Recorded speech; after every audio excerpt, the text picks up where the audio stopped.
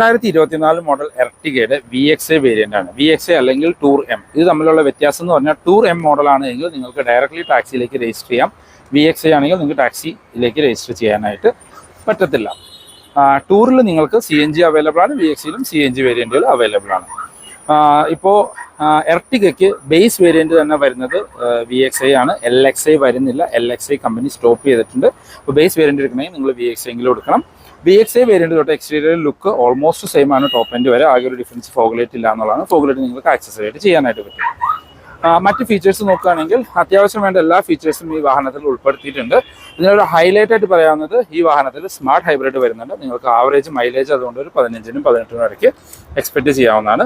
ഇതിൻ്റെ VXA വേരിയന്റിന് on road price വരുന്നത് 11,47,000 രൂപയും ഇതിലെ ടൂർ പെട്രോൾ വേരിയന്റിന് 10,87,000 രൂപയും വരുന്നുണ്ട്.